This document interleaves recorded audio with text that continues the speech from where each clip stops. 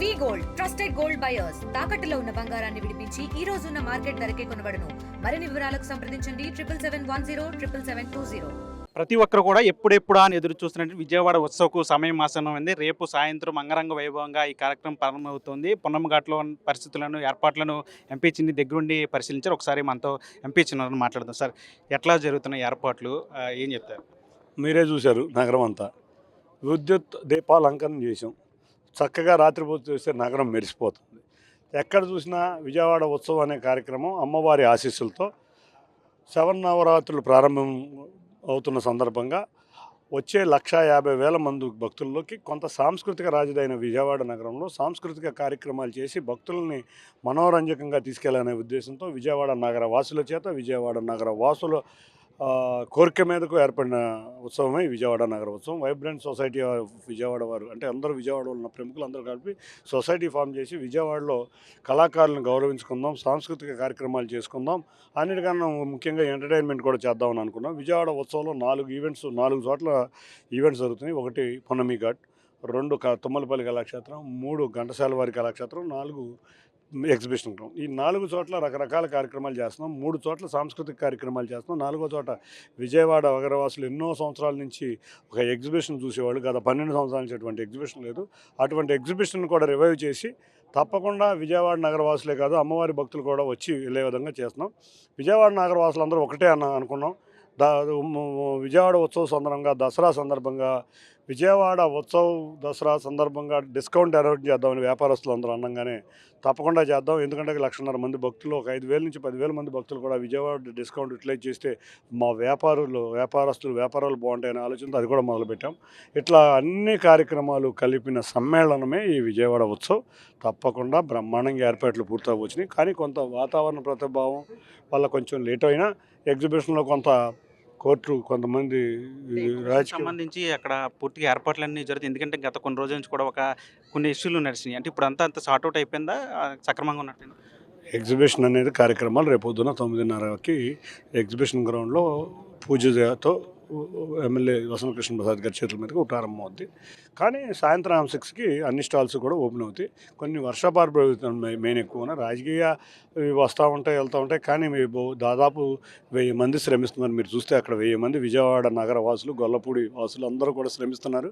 అందరూ కూడా ఈ విజయవాడ ఉత్సవాన్ని ప్రతిష్టాత్మకంగా తీసుకుని విజయవాడ ఉత్సవాన్ని విజయవంతం చేద్దాం. తప్పకుండా 1-2 రోజులు అంటే ఎక్కడన్నా ల్యాగ్ ఉన్నా కూడా కొన్ని షాప్స్ కానీ 1-2 రోజుల్లో అది స్టార్ట్ అవుతుంది. మిగతా చోట్ల ఈవెంట్లు అయితే మాత్రం యథావిధిగా సాయంత్రం 6 నుంచి ప్రారంభం. పక్క ఈ 10 రోజుల పాటు 11 రోజుల పాటు దసరా ఉత్సవాలు జరుగుతున్నాయి. లక్షల మంది భక్తులు వస్తారని చెప్తున్నారు. మరోవైపు ఇటు సెలబ్రిటీలు కావచ్చు, ప్రముఖులు కావచ్చు, చాలామంది వస్తున్నారు. అంటే ఒక ట్రాఫిక్కి సంబంధించి అంటే అటు దసరా కమిటీకి సంబంధించి ఏమైనా చర్చలు జరిపారా? దానికి సంబంధించి ఎట్లాంటి ఏర్పాట్లు చేస్తారు? 9 మీటింగ్లు వేసుకున్నాం ఇప్పుడు దాకా.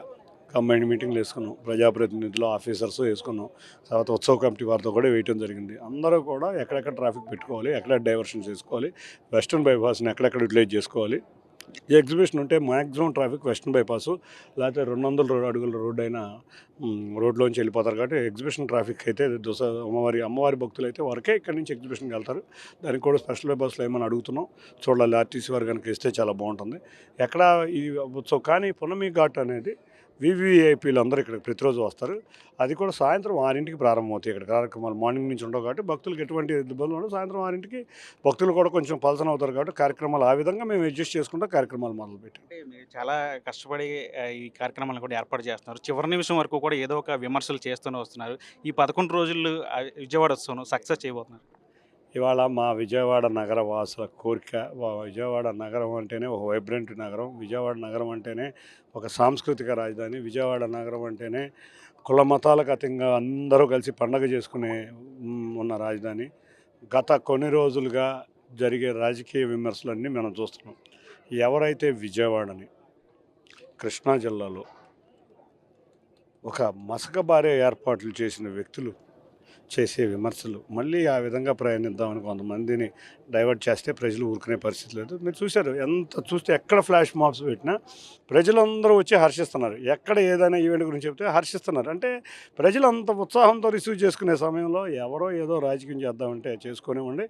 ప్రజలైతే తప్పకుండా విజయం సక్సెస్ చూడాలని కోరుకుంటున్నారు. కాబట్టి అందరూ చూస్తే చక్కగా కుల మతాల అతీతంగా విజయవాడ ఉత్సవం ముందుకు సాగబోతుంది. ఫైనల్గా చెప్పండి, అంటే విజయవాడ ప్రజలకు ఎట్లాంటి సందేశం పోతుంది విజయవాడ ఉత్సవ సమయం?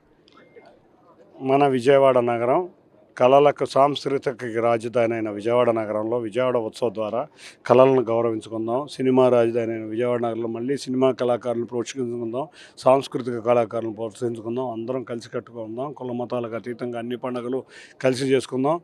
ఏదైనా వ్యాపారాలు బాగుండాలంటే ఏదైనా ఇటువంటి ఉత్సవాలు ఇటువంటివి ఉంటేనే, మనం చూస్తే మైసూరు చూసినా, కలకత్తా చూసినా, అహ్మదాబాద్ చూసినా దసరా ఉత్సవాల్లో కొన్ని లక్షల మంది భక్తులు వచ్చి వ్యాపారాలు అందరూ కూడా చాలా బాగుంటాయి. మొన్నే చూసాం, కుంభమేళా ద్వారా ఆ రాష్ట్రానికి సుమారు 4,000 కోట్ల ఆదాయం వచ్చిందంటే చాలా ఆశ్చర్యకరమైన రీతిలో ఉంటుంది. ఇటువంటి ఉత్సవాలు ప్రారంభం విజయవాడ ఉత్సవం దసరా సంబంధంగా. ఇటువంటి ఉత్సవం ద్వారా విజయవాడ నగర అభివృద్ధి, ఆర్థిక అభివృద్ధి, విజయవాడ వ్యాపారుల అభివృద్ధి, అంతేకాకుండా విజయవాడ అంటే వస్తే ఇక్కడ చాలా బాగుంటుందని వచ్చే సందర్శకులకు అందరికీ చక్కటి ఆతిథ్యం ఇవ్వద్దాం. తప్పకుండా విజయవాడ ఉత్సవం ద్వారా విజయవాడ ప్రతిష్టని దేశ విదేశాల్లో నిరూపించుకుందాం. ఇది మొత్తంగా ఎంపీ చిన్ని చెప్తున్నారు. విజయవాడ ఉత్సవానికి సంబంధించి అంటే ఎవరు ఎన్ని విమర్శలు చేసినా సరే విజయవాడను అటు ఆర్థికంగా, పర్యాటకంగా, సాంస్కృతిక పరంగా కూడా పూర్తిగా అభివృద్ధి చేసుకునే దిశగానే ఈ విజయవాడ ఉత్సవ కార్యక్రమం ఉంటుంది. దీనికి ప్రజలందరూ కూడా ఈ కార్యక్రమానికి వచ్చి జయప్రదం చేయాలని చెప్పి ఆయన కూడా చెప్తున్న పరిస్థితి. ప్రస్తుతం మన ఆర్టీవీ విజయవాడ నుంచి. తెలుగులో ఫాస్టెస్ట్ న్యూస్ యాప్ ఇప్పుడు కొత్త అవతారంలో 5 సెకండ్లోనే పూర్తి వార్తా సమాచారం మీ చేతిలో. సోషల్ మీడియా ట్రెండ్స్ మీ కళ్ళ ముందుకే live TV and voice search ఆప్షన్స్తో ఇప్పుడే డౌన్లోడ్ చేయండి. యాప్ లింక్ డిస్క్రిప్షన్లో ఉంది.